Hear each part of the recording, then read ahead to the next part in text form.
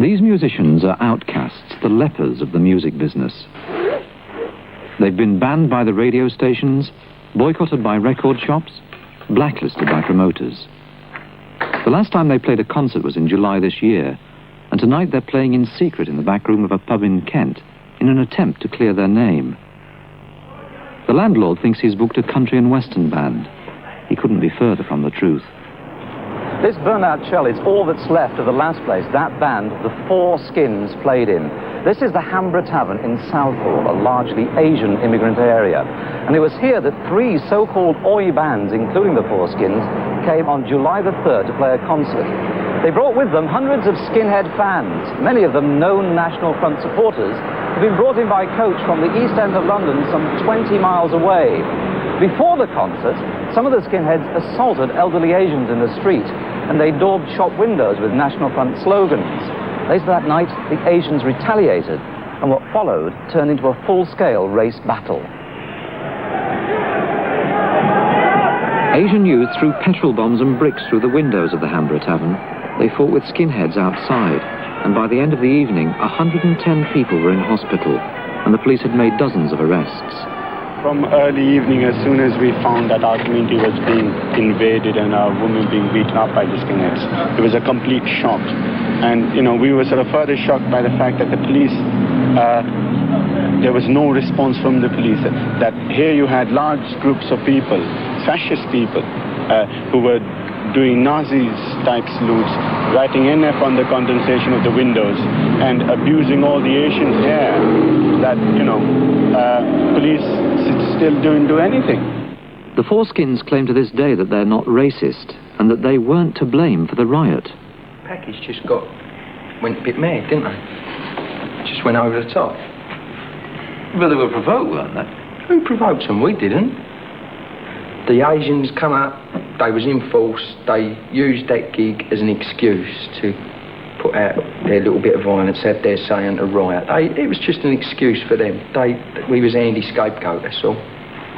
But don't you feel, in a way, guilty? Because, I mean, you're the focus of all that, aren't you? Well, I don't feel guilty about that, no.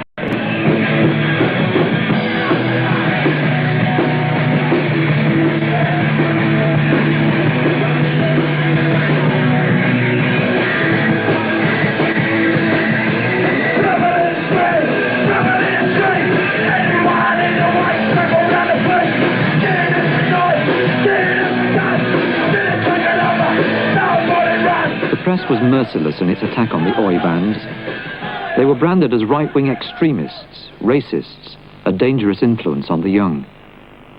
Those in the music business who had flirted with them were condemned as being evil or naive. Naivety is probably the right word when you examine the whole style of the Oi bands. They're pro-violence, anti-black, anti-police. It's no wonder they attract Nazi skinhead followers. These are just a few of the words from the typical Oi songs.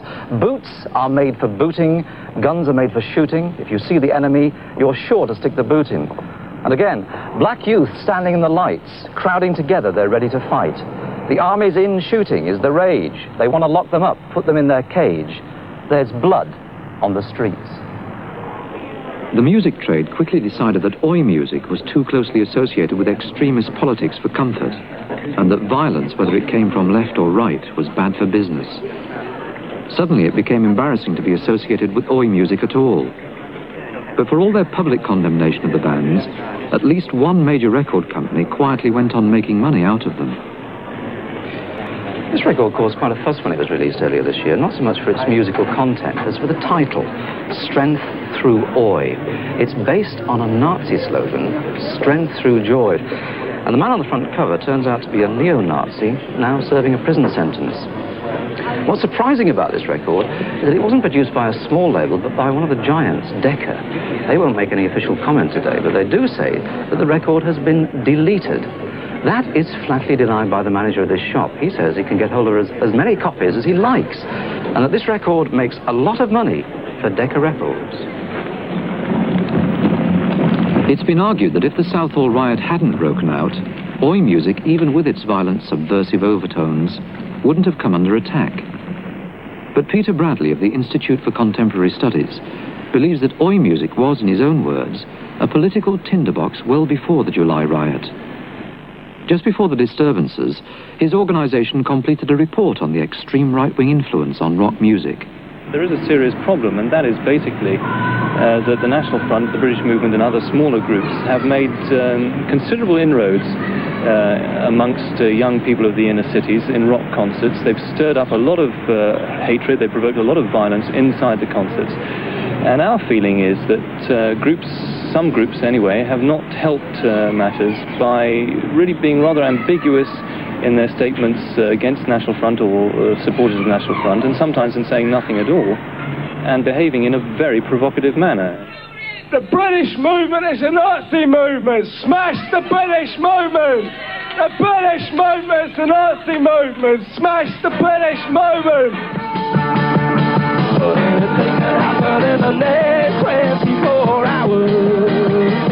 It was to counteract the influence of the right-wing political groups on pop music that the Rock Against Racism campaign was started in the late 1970s.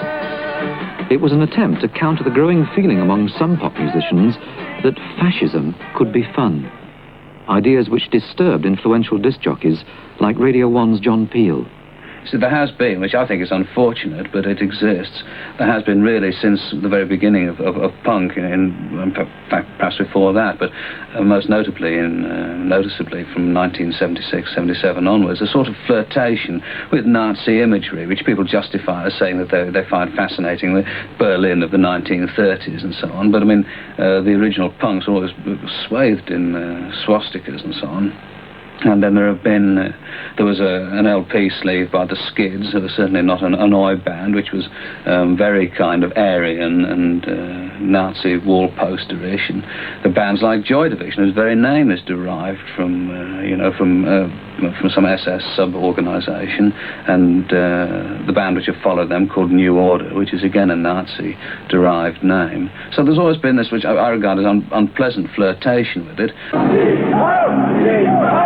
Recently, there have been more worrying parallels with the Germany of the 1930s. High unemployment in Britain, especially among the young and the unskilled, has made working-class whites ideal recruiting material for extreme right and left-wing political organisations. The chosen recruiting ground was obvious. Those places where large numbers of young, disaffected whites congregated. Football stadiums and halls where pop music was played. This is an issue of a magazine produced by the Young National Front and aimed specifically at young white working class kids. Inside there is a pop column which singles out various bands which the National Front claims are their band, something denied by many of the bands mentioned. Now, I've been speaking to the editor of this paper, Joe Pearce, who, by the way, refuses to appear in front of our cameras. And he claims that the Oi bands in particular are National Front bands, that they're in a way the musical wing of the National Front. And he claims that if they deny it, then they must face the consequences. Trouble like the trouble which ended the career of a band called Sham 69. The trouble happened in London, and according to the Rock Against Racism campaign, it set the pattern for much of the subsequent right-wing involvement in rock music. We're standing outside the Rainbow Theatre where Sham 69 played their farewell gig. On that occasion, something like half the audience were involved in Sieg Heil salutes, and that was organised around perhaps a core of 100 British movement sympathisers. They are organised in a number of different ways. They will try to organise their own entertainment, Rock Against Communism, which hasn't attracted many big-name musicians and is really the reason why they haven't succeeded with that particular campaign. They've also been involved in disrupting or attacking a large number of gigs. Certainly they've done that on a number of occasions with Rock Against Racism gigs. In Notting Hill, for instance, they attacked a gig we had organised with sledgehammers and crowbars, and 8 people were put in hospital. More recently, at the Rock Garden last Thursday, they attacked a punkabilly gig, and again, people were injured in the process. But perhaps most disturbing of all is the way in which the National Front and the British movement attached themselves, particularly to some of the bands who have a skinhead following, Madness, for example.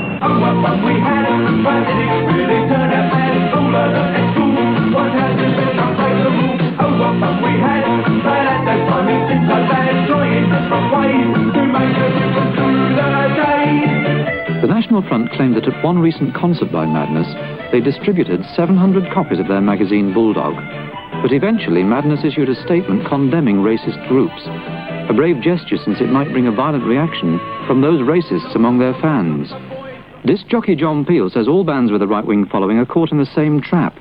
But how far are musicians responsible for the extreme politics of their fans? I don't think they're responsible for them at all, actually. I think the right-wing attitude, rather like as it is with football. I mean, the West Ham players are not themselves responsible for the fact that a lot of people turn up at West Ham matches and stand at the back, stand in the terraces doing Sieg Heils, and it's very difficult. What are they going to do? Stop playing football? They've got to go on playing football, and these people will turn up. There's very little they can do about it. I think they could go further in sort of publicly disavowing them, but then at the same time, particularly with a band like the Four Skins, they're really dependent on those people for their audience, and they're living in the East End. They make life very dangerous for themselves if they make too many public statements opposing the right-wing movements and so on.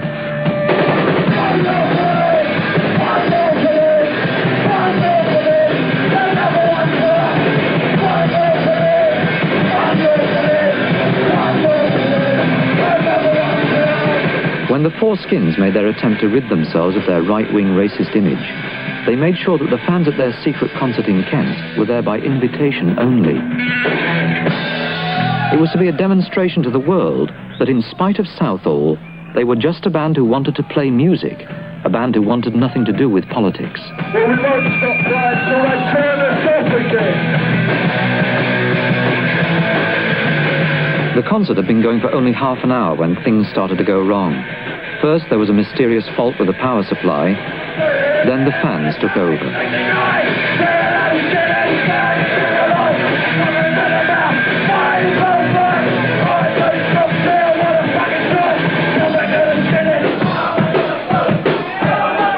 Some were wearing T-shirts decorated with the Union Jack, which happens, among other things, to be the adopted emblem of the National Front.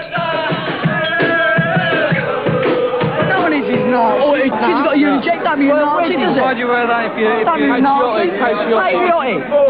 It's English, so where's the Jack? You haven't seen no one with Nazi badges, no one's Nazi badges. Thanks for coming!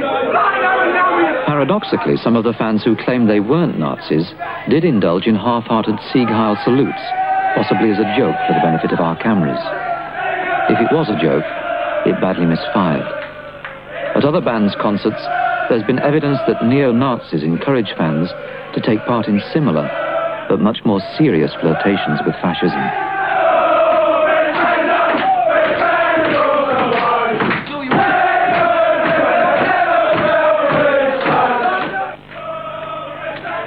I don't think people actually stop and think enough about what it is that they're doing, and I think they could, there are plenty of other images which they could attach themselves to, but of course there is the desire to shock, and this is a very effective way of shocking, because in most people's minds, the sign of a swastika or something like that is still distressing, it distresses me, and so it's the shock value, I think, that's important. People don't actually stop and think about what lies behind that and the very real dangers that exist.